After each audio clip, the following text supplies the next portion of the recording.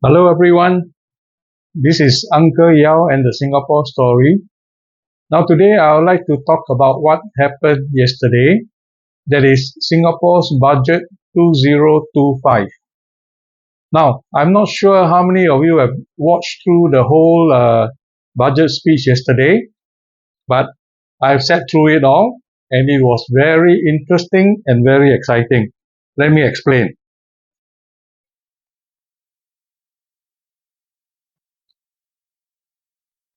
Now budget 2025. This is actually uh,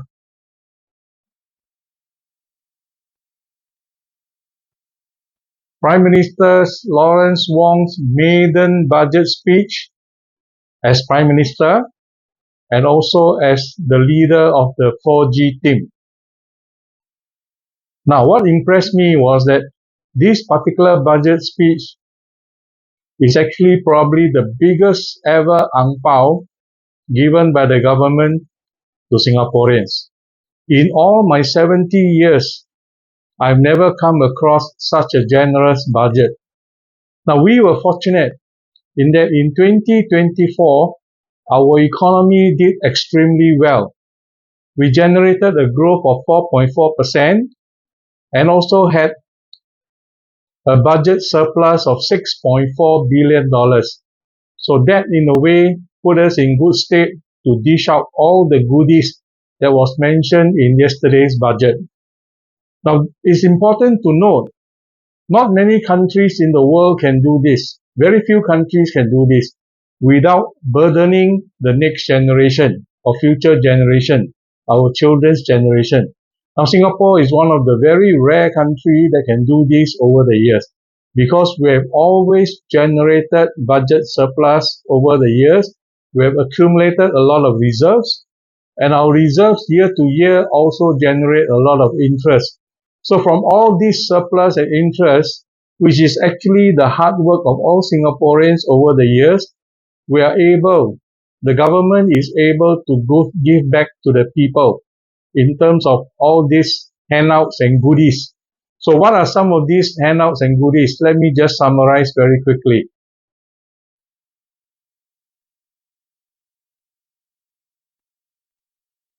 Now I'm sure some of you have seen you can actually download this from Channel News Asia. So I will go through very quickly some of them. Now, what is very important, right from April onwards, all right, you have USAVE rebates. Now, this is actually going towards your public utility bills. Very important, right, for all households. Of course, the lower income households, especially the smaller household, 2-room flats, 3-room flats will get more compared to the bigger households. And then comes May. This is where it all started. May, we will get our first chunk of CDC vouchers, $500. Now, all of us are quite familiar with the CDC vouchers. 250 for supermarket, another 250 for hawker centers and the neighborhood stalls. It can last you quite a while, and you can actually go out and treat yourself to a lot of goodies. And then come next, actually in July will be another big chunk. All right, it is called SG60 vouchers. Similar to the CDC vouchers. Now this time round, for seniors, you will get $800, and for those who are not so old, you will get $600 in terms of vouchers. So this actually again goes a long way to defray our cost of living. A lot of people are complaining cost of living, inflation, all right, is very burdensome. So this actually goes a long way to alleviate our cost of living burden. And then there will also be another USAVE rebate in July. Now in August, there's going to be a cash payout of up to from $450 up to $850.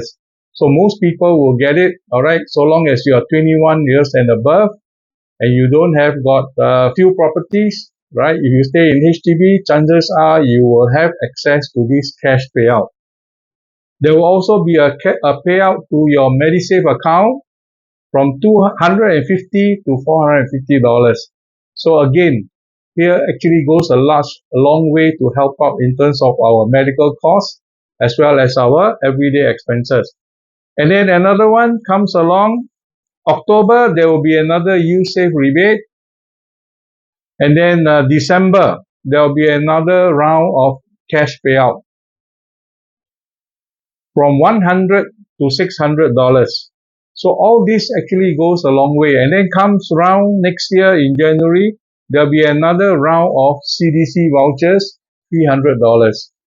So yesterday's budget was extremely interesting. I managed to sit through it all without falling asleep. And I think Prime Minister Lawrence Wong have actually delivered it very well, paced very well. And of course, as the goodies come along, we all took note of it.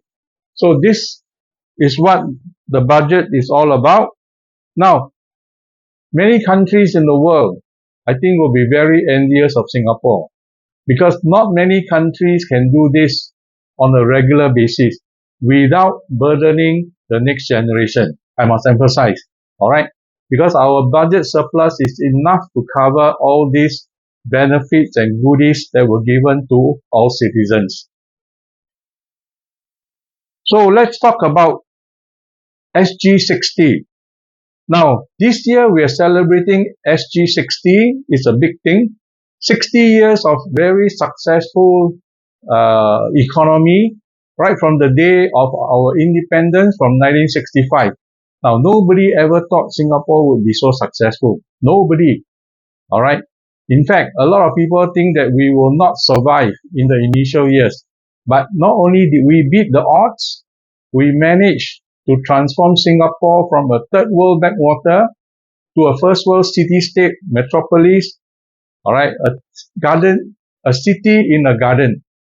Now, Singapore today is considered by many as an economic miracle.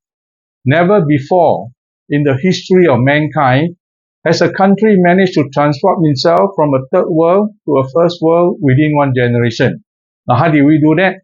Well, of course, in the initial years, we had the pioneer generation leaders, all right, who were able to dictate and lay down all the principles and values and leave legacies for future generations to follow.